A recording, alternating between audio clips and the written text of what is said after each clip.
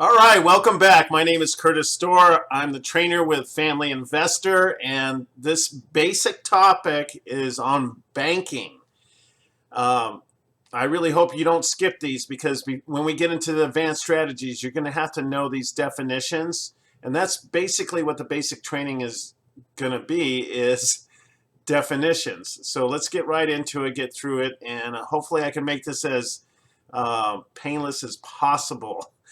Definitions can be a bit boring, but you need to know what these different words mean. So when we start explaining the strategies, you totally understand what we're saying. Otherwise, it'll be like we're just speaking a foreign language. All right, let's get into it. Let me blow that up so you can see that. Everybody knows what a bank is, but there's different types of banks. There's like, you have your credit unions.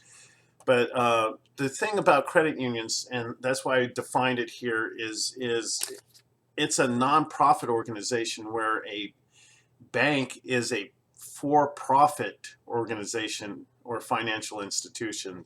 They all fall under the word financial institution. And on here, you're going to see bold text. The bold text here means that it's also defined here. And if there's a hyphen after it, which I don't have an example on this page, but if there's a hyphen, not on this page either, but if you see something that's bold with a hyphen, that means the definition actually follows it. And here's financial institution, which includes banks, credit unions, and saving institutions. And you'll see here that they make money on financial assets, which is bold because it gets defined also later on. And they make loans and they invest in bonds and things like that in order to, I forgot to mute my phone, sorry about that. Text messages. Anyways, in a savings institution, you don't really hear that defined as one, but we earlier, well, in the 90s or so, they were really big with the savings and loans, but a lot of them collapsed. They're still around.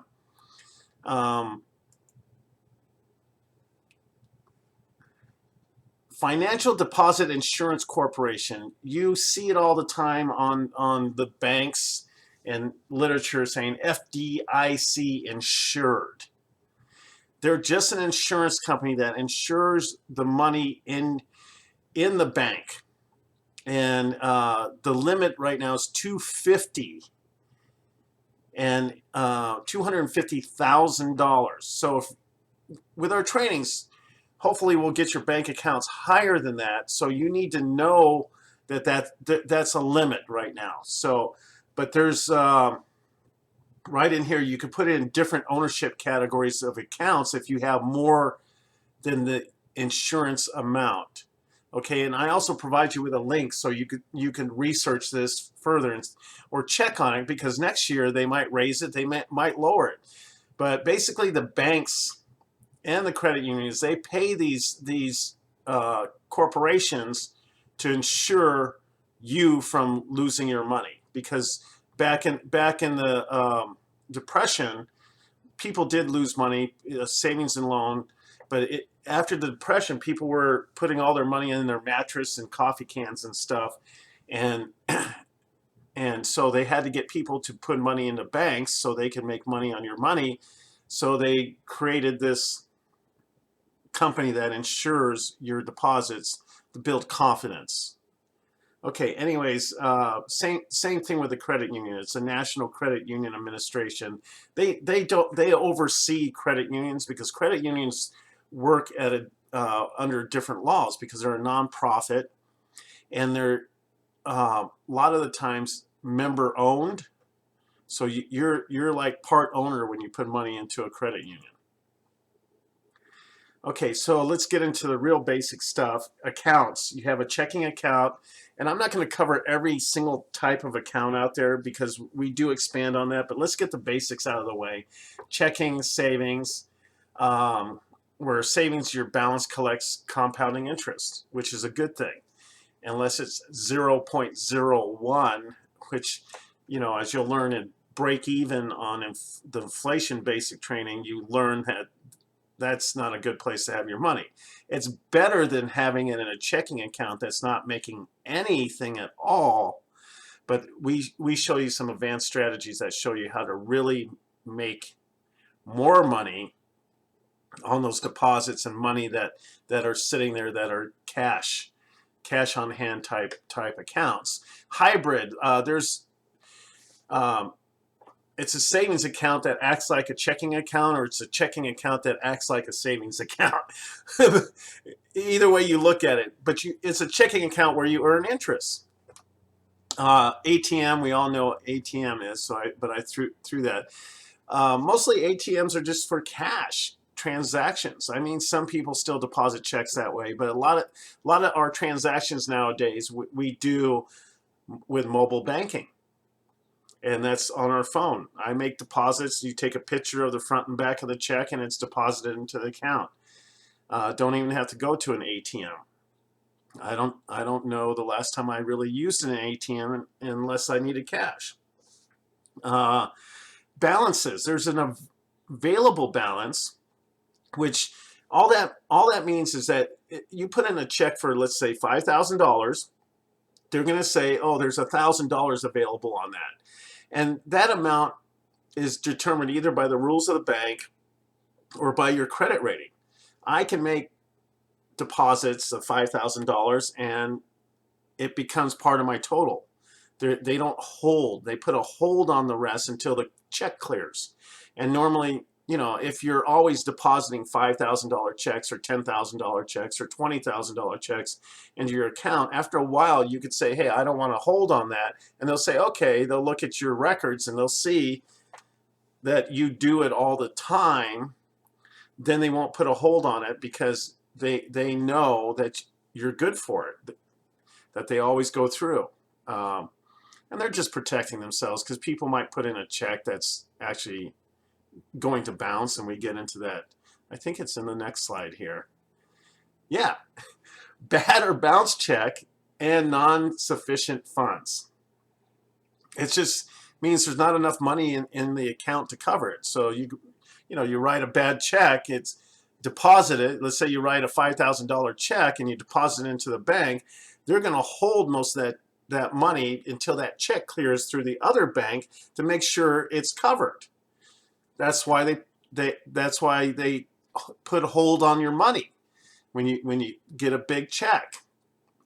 So you can't deposit $5,000 and turn around and take out $5,000 in cash, and then the check bounces on the bank, and then they have a problem. They may have a problem collecting. You know, it's bad people. Bad people do those things, and the banks have to change their policy.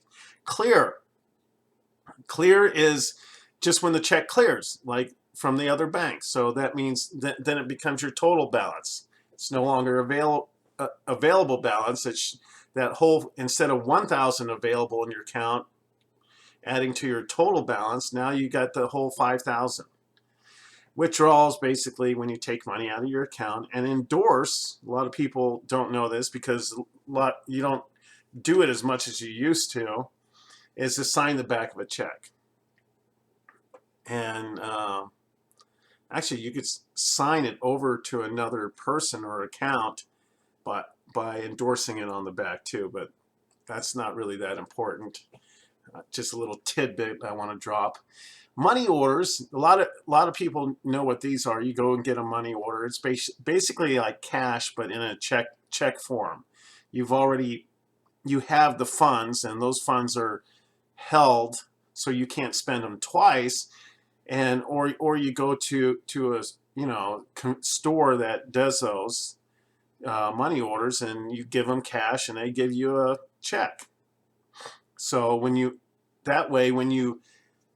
give the money order, aka a check, it's known to the receiver that's good money. It doesn't have to clear. They know the money is already held for that check and it's good. Transaction account. Transaction, I read it on time. Transaction is just when money goes in and out of your account. Transaction registers, I don't know if they even send these with checks anymore, but they, sometimes they do. But you're supposed to write down your transactions in a little booklet that comes with your checkbook to keep track of that. A lot of us don't do that, which is fine if you review your statements and you're aware of where your money is, because what happens is if you don't keep track of that, a lot of us will write a check and not realize there's not enough money in the bank. I've done it myself, even in business, and it was, I wrote the check on the wrong account and I didn't check. So what I do now before I write a check is I make sure I look at the account to make sure how much is in there and how many checks I've written, and if all the other checks have already cleared my account, so I have a sufficient balance to cover that. And those aren't really that popular. Overdraft is just when there's not enough money. That's insufficient funds. But when the check goes through, you might have insufficient funds, but they pay that check because you committed to that, and a lot of the reasons they do that is they charge you fees, overdraft fees. You could write a check for $100, and if you overdraft your account, they can charge you $25, $30 for that overdraft. And that's why a lot of banks offer overdraft protection, which is basically a short-term loan at, let's say, 12% or whatever, and it depends on your credit, that they will cover that so you don't get the overdraft fees. But you have to be careful because they could charge you both. They could give you overdraft protection and still charge you a fee on top of it for an interest. So that's basically the reason for overdraft protection, in my opinion, is that not only do they charge you the $25 fee, but they start charging you interest on that money, which, is, I guess, fair, but you don't want to be on the paying side of compound interest. That's, you learned that earlier, and we're going to take care of that. Returned is a return check. Basically, they find out there's insufficient funds and they send it back. So it's the same as a bounce check, and they return it. Okay, debit card. That's what the card you get. It's not a credit card. It's a card that you use to access the ATM, and it may have a Visa logo on it and stuff, but you can also make purchases with it. And it also gets the same protection as a credit card. So if someone steals it, you may have different protections with your debit card. The thing is, it draws it directly out of your checking account. So that can be scary if someone steals your card and hits you with a $300 charge, even though you're protected, especially if you report the card missing. If you know the card's missing, because, a couple years ago, 3 years ago, Target and some other companies had their servers hacked, and they took all the credit card information and debit card information. Yeah, I was one of those people that got, I assume that's what happened, because all of a sudden somebody was using my credit card while I was sitting in my office. And so I called the credit card company, and they go, okay, no problem. We'll issue you a new card with a new number and everything. Your PIN number is what you need to protect when you're doing ATM transactions. And sometimes now a lot of them are required when you make purchases on a debit card. So that's another layer of protection is your PIN number. Don't write it on your debit card. That's silly. Don't have it in your wallet either. I mean, if you forget, you forget. I mean, go to the bank. Don't be lazy. Don't be lazy Larry. That's one of our fictitious people that you're going to learn about later on in the big picture trainings. Credit card isn't linked to your account. And of course, you have terms on that which include interest, fees, and other charges. depending on how you use it. And when I say other charges, well, we get into the definition of what other charges are in a little bit here. Deposit, when you put money into your account, but there's different types. There's a direct deposit, which goes directly into your account. So, you know, Social Security payments, things like that could be a direct deposit. Electronic funds transfer, this is, you know, everything's electronic nowadays.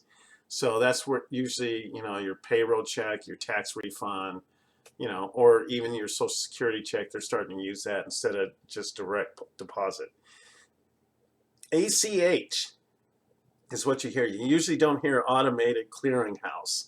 They're just a company that's set up a network in the United States to process credit and debit transactions, and it's just another way to make deposits, or actually take money. It's a network to transfer funds, money. Loan or mortgage, so that's like a home mortgage. It's basically borrowed money that you expect to pay back the principal and interest.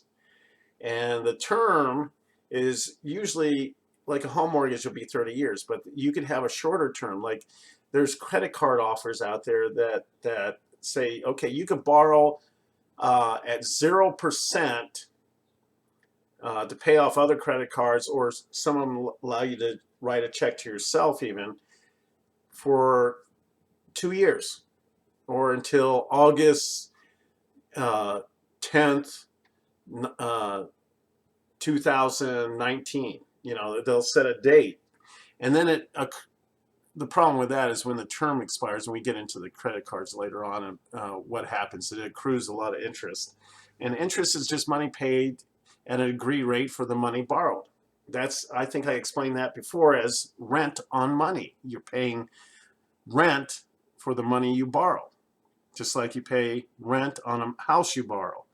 The rate is the fixed price. It's the percentage of the total amount borrowed, or the principal, and that's usually called the interest rate, annual percentage rate. We'll get into that. We already got into that in the basic credit card. So, but this is just bank terms, so you know. Fees. Bank charges, and fees apply to other industries too, the stock market, mutual funds, you know, fees. Love those fees. And the reason I put this in there is because other charges, you have to understand that fees have so many names. You can read them down here: account closure, minimum balance, return check, foreign transaction fee, fee for losing your card. You know, it's possible. So you have to, what you have to do is read your terms, because you agree to pay certain fees, and it's in your disclosures when you open up a checking account, savings account, credit card, everything else. Well, they have to, by law, spell out what your terms are of using that account. Line of credit. This is basically where you could get a personal or a business line of credit depending on your credit rating. Personal one is where they give me a line of credit, because I have really good FICO score and good credit and cash flow, and it's personally guaranteed. It's guaranteed by me, and I'm the qualifying factor. A business line of credit is they look at the business and the cash flow into the business and determine how much credit they determine according to, if you're making $1 million a year, they'll give you a credit line based off your income and assets and things. And when you don't have a lot, they're at higher risk, so they may ask you to do a personal guarantee.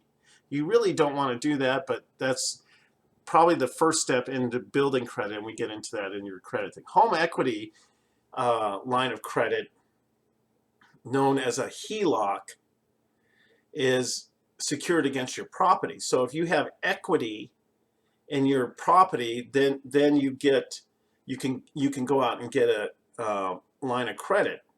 And the reason I cover line of credit here is later on some of the strategies we use lines of credit, and I will show you how to save thousands of dollars on purchasing real estate using them. It's a great thing. It'll blow your mind.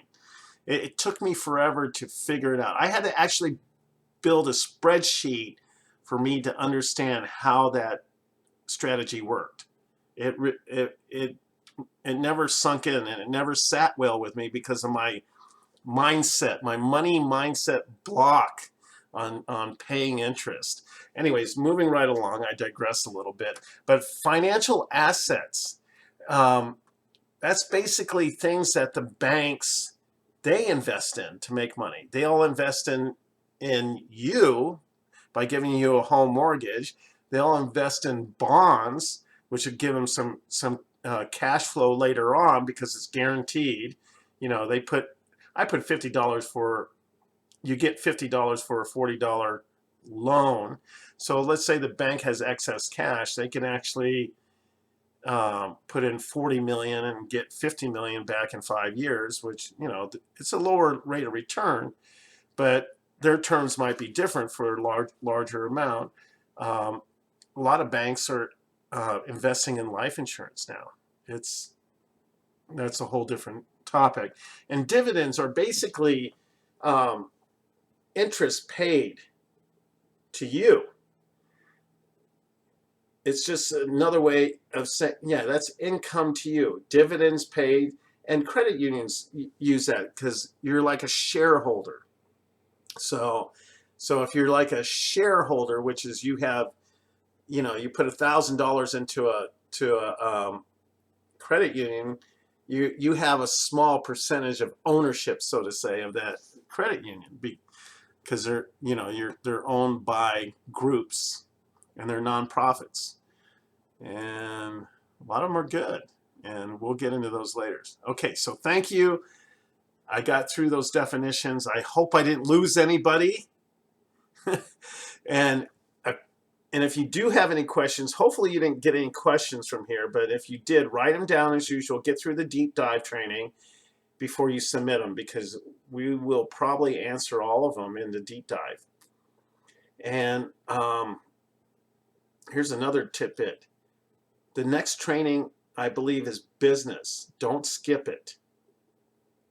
And in the beginning of the training, I'll tell you why, and you'll be glad you didn't. Thank you again, and enjoy.